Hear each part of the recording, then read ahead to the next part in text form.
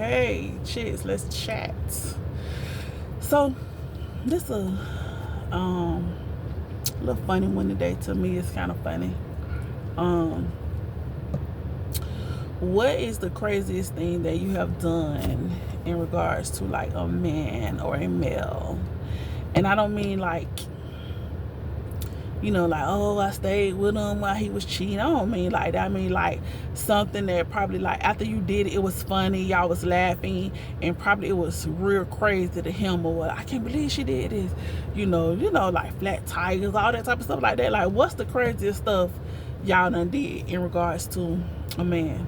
Now, if you one of them females who, you so highfalutin that you have never did anything, and you don't let people get to your emotions like that, or maybe you just super emotionally intelligent, I don't know, whatever. Okay, well, this may not be the thing for you.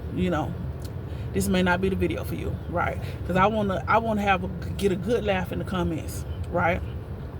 And I mean, like, where nobody got hurt, you know what I'm saying? Because a lot of times, things can go south and people get hurt, and and nothing is funny about that, and I ain't talking about it. But I'm just talking about a time and a situation where you was like doing the most, So I share. So it was like, of course it was years ago, but at the time it was funny, and when I look back on it, it's still funny to me, because it's just like, nobody got hurt, it was innocent, but it just, it showed a little crazy. So anyways, I had just moved back to Orlando, right? But my heart was still in Boca Raton, Lord. So the dude that I was dealing with when I was in Boca, he was still in school. I hadn't finished all of my classes either, but I was older than him, so I had to jump into the real world, right? So he back in Boca playing football for FAU, right? So I was hearing about him messing with this chick, right? Of course, he always was denying that he was messing with the chick. So I had heard something, and I was like, you know what? I'm finna pop up. I'm finna see what I can see on my own, right? Now, remind you, if you're not in Florida, Orlando and Boca Raton is like a 2-hour, 45-minute drive. I know it. I done took it many times. So that's the time frame on it, right? So this particular Saturday, it was a Saturday because they had a football game. And usually, I don't know what they do now, but back then, when they had football games, they were away. They would leave like the day before. But they always came back into the city that night, right? So I knew that they had a away football game. They was going to be flying back in after the game. And so I knew I would be able to see him that night. So in my mind, I'm trying to catch him, though, because of course you're coming back from the football game. Usually at that time, your family either greeted you or your lady greeted you, in the parking lot, once the bus pulled up or whatever. So I'm like, okay, I'm gonna be there, and I'm gonna see if she gonna be there when he get back, or like what the lit read, right? So I called my homegirl, right, and I'm like, hey, ride the Boca with me. So she was like, well, all right. So this is my homegirl, like she be down for whatever, for a long time now. She has truly been down for whatever. So when she called me and she in need, hey, I have to return that energy for her too. So and half. So I say, let's go. So I'm calling my other homegirls that's down there, right? Cause they still in school, still on campus or whatever. So I'm like, hey, we finna pull up, for the night. So in my mind, I already know I'm staying with him. I'm trying to secure her spot for the night, because I already know I'm finna go stay with him in my mind. So get there, I pull up, to the parking lot, scope out the scene on the parking lot, find his truck, go see if his truck is unlocked, because of course he always keeps his truck unlocked, and it is unlocked. So I'm like, okay, I'm gonna be right here when he get back. So you know, my homegirl and them, like, they in maybe my car, and my car is in close proximity to his car, right? So we don't really know what time they getting back, just know it's gonna be 4 there in the morning. Either way, I'm finna be right there with bells on when you get there. So get there, and 4 there in the morning, they bus pull up with them in it. So, you know, I done been sitting in the car while I'm sitting, like, you know, it's a little red Chevy truck, old school, 2-door bench seat. So I done, you know, I'm sitting on the passenger side, you know. It's on the right, you know. So I see him exit the bus. I don't see nobody. I'm looking to see, like, anybody walking towards him. Anybody was out here waiting with us. Nobody, nothing. So I'm like, okay. So he got on this little headphones or whatever. He get closer and closer to his car.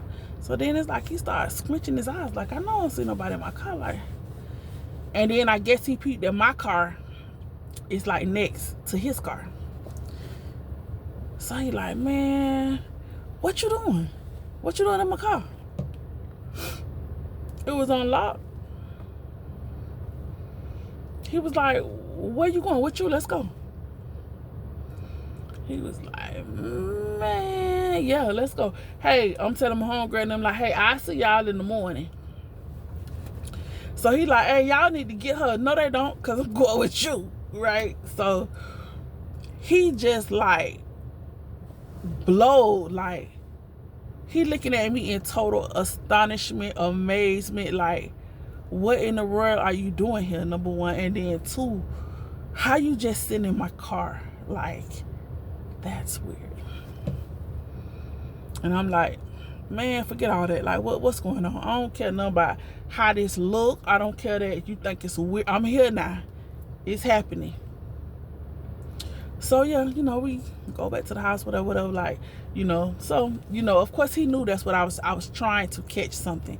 And of course, you know, in true Negro fashion, they lie to the end till something happens where you can no longer lie anymore, as it did eventually. But I think that was probably my most outlandish thing that I did. He probably would argue and say another moment was my most outlandish moment, but I think that was the moment that was most funniest to me. Like, I just really felt like I blew his mind with that, because he probably didn't even realize he left his door unlocked. I don't know if he did or did, but me taking full advantage of that, sitting up in that car, going through it, looking to see what I could see, and just sitting there waiting. And in that moment, hey, if it was another girlfriend or whoever she supposed to be, everybody was finna have a problem that night. Everybody, you hear me? But anyways, you know, it never, you know, went to that extreme. But yeah. So excuse me. Yeah, so y'all share in the comments, like, tell me some of y'all crazy moments, you know, because we all done had, you know, for the most part, at least I say this. I can't say we all, but I can say the type of people that I know and that I kind of grew up with and stuff like that. We have had some real crazy moments, you know.